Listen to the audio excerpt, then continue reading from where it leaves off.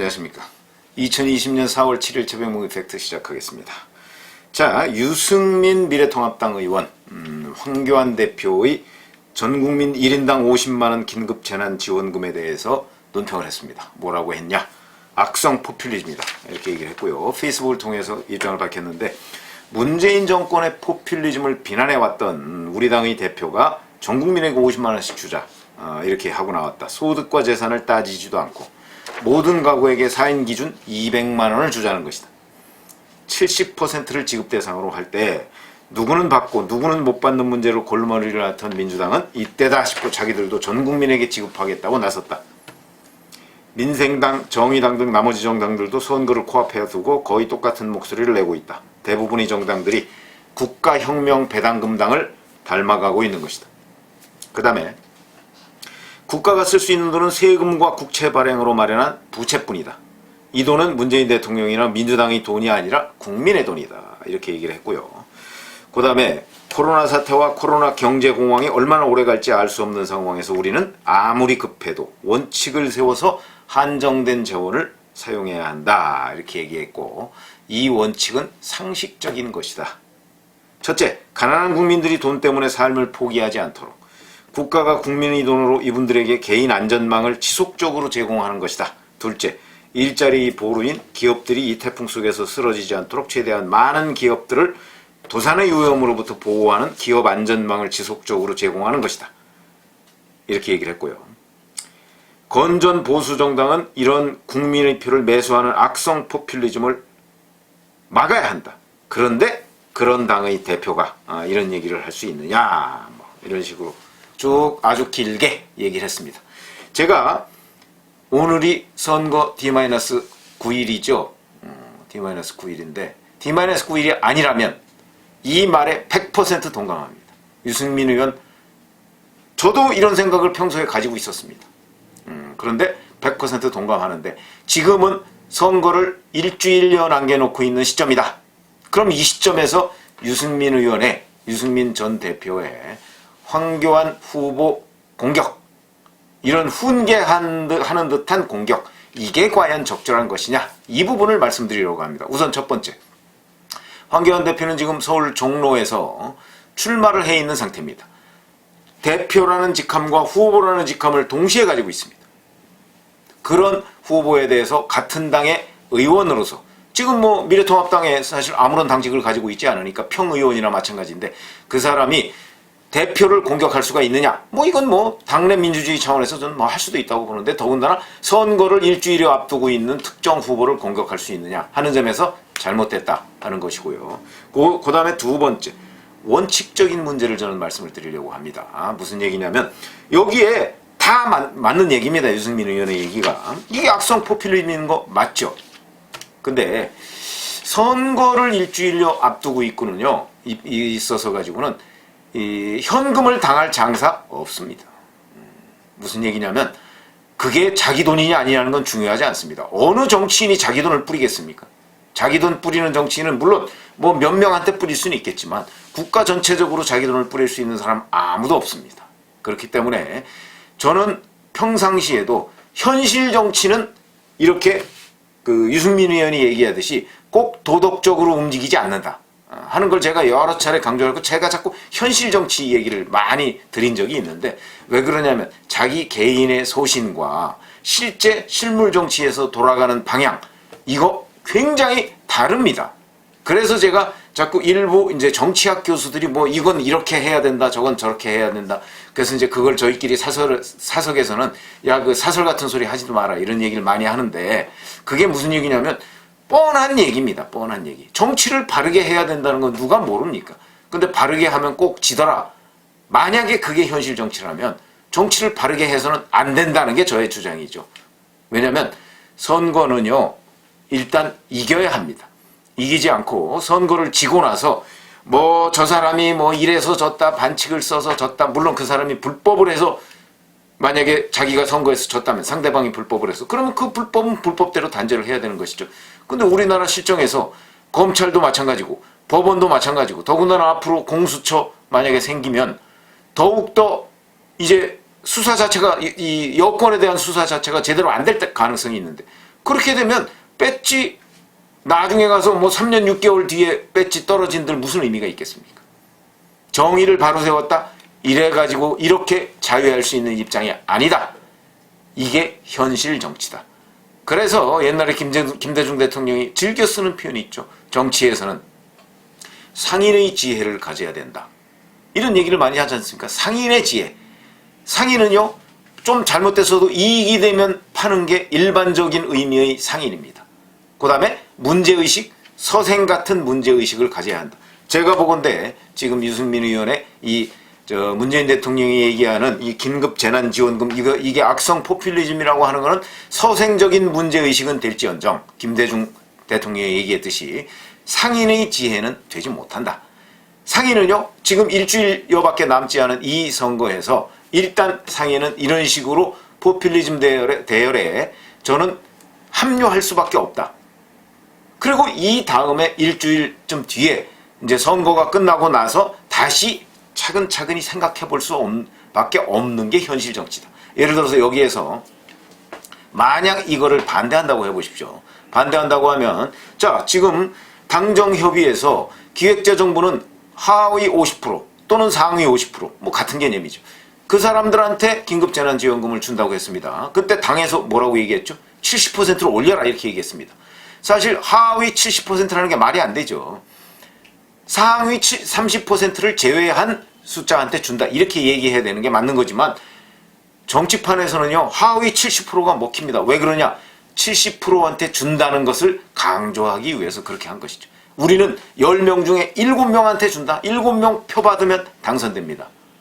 유권자가 10명인데 거기서 7명 받으면 압도적인 당선이죠. 그런 것이 정치판의 셈법으로는 굉장히 중요하다. 그렇기 때문에 자, 그런데 지금 와서 이제 황교안 대표가 이런 식으로 전 국민한테 주자 이렇게 얘기하니까 거기에 대해서 이제 민주당이 덜컹 올라타서 그래 주자 이렇게 얘기 나왔습니다. 이렇게 되면요 국민들 사이에서는 어떤 게 머릿속에 남느냐? 민주당이 주자고 했던 것은 70%, 황교안 대표가 주자고 했던 것은 100%. 이것만 남을 가능성이 있습니다. 이게 굉장히 정서적인 문제입니다. 그래서 제가 보건대 상인의 지혜를 발휘했다 이렇게 보는 거죠. 황교안 대표가. 그리고 나서 지금 근데 그걸 뭐 선거 전에 주자는 건 아니지 않습니까? 어차피 지금 정부 여당에서 주자는 것도 다 선거 이후의 얘기입니다. 발표를 선거 전에 했을 뿐이죠. 왜 그러냐? 선거용이기 때문에. 선거에 이용하기 위해서 그렇게 했던 것이죠. 황교안 대표도 선거에 같이 이용하지 않으면 황교안 대표가 이번 선거에서 무조건 집니다. 왜 그러냐? 현금 앞에 장사 없기 때문이다. 현실이다 이게. 잘못된 거지만. 자 그러면 언제까지 이건 잘못됐기 때문에 우리는 그 길을 가지 않을 것이다 라고 얘기해서 결국 홍남기 경제부총리도 손들고 말았습니다. 홍남기 경제부총리 당정협의에서 내가 그거 반대했다는 거 기록에 남겨달라. 뭐 역사에는 남을지 모르겠지만 역사에는 아마 이렇게 남을 겁니다. 홍남기 경제부총리가 결국은 찬성했으면서 기록에만 남겨달라고 했다. 이렇게 남을 겁니다. 그렇게 기록에 남을 겁니다. 남겨달라고 했다까지 기록에 남을 겁니다. 그러면 결국 자기 속마음은 아니고 결국은 문재인 대통령이나 아니면 여권의 방침을 따랐다. 그런데 기록용으로만 남겼다. 이렇게 역사에 남는다니까요. 그렇기 때문에 제가 보건대 많은 국민들이 황교안 대표는 전 국민한테 주자고 했고 민주당은 70%한테 주자고 했다. 뭐 나중에 뭐 이해찬 대표가 뭐 전 국민한테 주자고 했다. 이렇게 복잡하게 생각 안 합니다. 그런 점에서 제가 보건대 황교안 대표가 지금 얘기한 부분 이거는 상인의 지혜를 발휘한 것이고 지금 유승민 의원이 얘기하는 것은 서생적인 문제의식을 얘기한 것이다. 그러니까 결국 홍남기 경제부총리도 손들고 여당은 70% 했다가 100%로 지금 바꿨고 이렇게 되는 거 아니겠습니까? 선거를 지금 일주일 남겨놓고 여기서 반대하면 표 다 달아납니다. 그러면 다 달아나도 나는 원칙을 지키는 게 중요하다? 유승민 의원은 아마도 그런 입장인지 모르겠으나 황교안 대표는 지금 그럴 형편이 못 되죠? 그러면 지금 선거 일주일여 앞두긴 이 시점에서 황교안 대표의 말이 맞느냐 유승민 의원의 말이 맞느냐? 저는 황교안 대표의 말이 맞다. 그게 뭐 그때는 틀리고 지금은 맞다. 저는 이런 그 영화 제목도 있죠. 홍상수 감독이. 그것처럼 제가 보건대 지금 이 시점에서는 황교안 대표의 말이 맞고 유승민 의원의 말은 틀렸다. 이렇게 얘기를 할 수가 있는데, 자, 그러면 황교안 대표는 당장 일주일여 뒤로 다가온 총선이 급했던 겁니다. 그러니까 이렇게 얘기를 하는 것이죠. 일단 지른 겁니다. 지른, 사석에서 우리가 흔히 얘기하는 것처럼 지르는 거고. 그럼 유승민 의원은 이번 총선에 불출마했지 않습니까? 원칙의 정치인으로 남고 싶었던 거죠. 서로 목표하는 바가 다르다. 유승민 의원의 눈앞에는 2022년 3월 2일, 그때가 대통령 선거일입니다. 계산해보면 다음 대통령 선거일은 2022년 3월 2일입니다. 2년도 안 남았습니다. 그 2022년 3월 2일에 지금 눈이 꽂혀 있는 겁니다. 거기에. 그러니까 이번 총선보다는 유승민 이코르 원칙, 소신, 이런 것들이 본인한테는 더 중요할지 모르겠으나 이번 총선에 뛰는 사람들한테는 황교안 대표의 언급이 더욱더 중요하다. 그렇기 때문에 지금 총선을 일주일여 앞두고 있는 이 시점에서는 황교안 대표의 말이 맞다. 이렇게 얘기할 수가 있는 것이죠. 그래서 제가 유승민 의원이 황교안 대표를 일종의 저격한 모양새를 갖추고 있는 이런 발언에 대해서 이렇게 논평을 할 수밖에 없는 거고, 이거는 바로 현실 정치다. 그렇게 말씀을 드렸고요.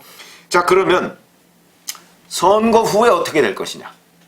제가 이게 관련해서 굉장히 논란이 많습니다. 아마 여당도 선거 후에는 100% 지급할 것이냐, 70% 지급할 것이냐, 이 부분을 이제 선거 뒤에 아마 지금은 마치 100% 지급할 것처럼 이렇게 얘기를 하고 있을 겁니다. 4월 15일까지는. 그렇게 하고 있을 텐데 선거 후에 어떻게 바뀔지 모릅니다. 여당 황교안 대표 왜 그러냐? 이게 지금 재원 문제가 있거든요. 황교안 대표식으로 하면 25조 원이 더 필요하고요. 이해찬 대표식으로 하면 13조 원이 필요하고요. 지금 당정이 협의해 놓은 70%로 따지면 9조 원이 더 필요합니다. 자, 그럼 9조 원이냐 13조 원이냐 25조 원이냐. 제가 보건대는 이 9조 원이든 13조 원이든 25조 원이든 어차피 지금 2030 세대가 나중에 갚아야 될 돈입니다. 그렇지 않습니까? 갚아야 될 돈입니다. 이게 어찌됐든 간에 재정 건전성으로 보면 재정 건전성에 어마어마한 어떤 해악을 끼치고 있는 거죠. 그렇지 않아도 오늘도 당장 그런 기사가 나왔던데 1인당 국가 채무, 당장 갚아야 될 국가 채무가 지금 1인당입니다. 1,400만 원을 넘었습니다. 자, 그러면 우리나라에서 지금 1,400만 원을 갚을 수 있는 능력이 된 사람들이 우리나라 유권자 중에 몇 퍼센트 될 줄 아십니까? 많지 않아서 절반도 안 됩니다. 그러면 이 사람들이 절반도 안 된다는 얘기는 한 사람이 2,800만 원 이상의 빚을 지고 있다는 얘기하고 똑같은 얘기입니다. 그렇게 되는 것이죠. 이게 지금 문재인 정부 들어서 계속해서 엄청나게 늘고 있고, 국가 부채도 문재인 정부 들어서 지금 엄청나게 늘고 있습니다. 물론 이명박 정부와 박근혜 정부 때도 국가 부채가 늘었죠. 그런데 문재인 정부는 더 가파르게 상승하고 있습니다. 그리고 문재인 정부에서 공무원들 지금 여러 채용하고 4월 1일부터인가요? 소방직 공무원도 국가 공무원화 됐죠. 그렇기 때문에 이로 인한 추가 재원 부담이 연간 얼마가 될지, 그게 지금 20조라는 얘기도 있고 몇 조라는 얘기도 있고 그렇습니다. 그것도 지금 불투명합니다. 그래서 국가 부채가 지금 1,750조가 될 상황이다. 지금 이렇게 얘기가 나오고 있는데 이것들이 다 뭐냐? 결국은 지금 20대, 30대, 40대가 차례로 갚아나가야 할 빚이다. 그러면 이런 거와 관련해서 사실은 20대, 40대 젊은 계층이 분노를 해야 되는데 이게 현금 앞에서는 그렇지가 않거든요. 그거 갚는 거는 나중에 누가 갚든 일단 받으면 좋다. 조삼모사입니다. 조삼모사. 그렇기 때문에 사실은 이게 현실 정치의 눈으로 본다면 이런 일들이 외국에 얘도 있습니다. 베네수엘라, 아르헨티나 다 책 읽어보시고 신문 읽어보시면 아실 겁니다. 그런 나라들 포퓰리즘으로 다 망한 나라들인데 사실상 그 나라들이 다시 그 포퓰리즘 정당, 포퓰리즘 후보를 다시 뽑습니다. 또 그렇게 한번 망해봤는데도 불구하고 포퓰리즘 정당을 다시 뽑습니다. 그래서 이 포퓰리즘에 관한 책들이 굉장히 많습니다. 그 포퓰리즘 앞에 정치인들은 대항할 방법이 없다. 이게 현실이다. 라는 관점에서 본다면 지금 선거를 일주일여 앞둔 이 시점에서는 황교안 대표가 맞다. 이런 말씀을 드리는 것이고요. 선거가 끝나면 또다시 새로운 논리가 등장할 것이다. 황교안 대표한테만 그게 아니고 여당에도 새로운 논리가 등장해서 그때 가서는 아마 또 누가 그냥 사과 한번 하고 넘어갈지도 모르겠습니다. 이런 일이 현실 정치의 병폐이긴 한데 그렇다고 해서 이것을 원칙을 지킨다고 여기서 뭐 재정 건전성이 어떻고 이렇게 어려운 말 해봤자 그 결과는 선거 패배다. 이렇게 말씀을 드릴 수가 있겠습니다. 그래서 선거 전의 논리와 선거 후의 논리가 완전히 다른 것이 현실 정치다. 그거는 어찌 보면 불행하지만 현실이다. 이런 말씀을 제가 오늘 드리려고 합니다. 감사합니다.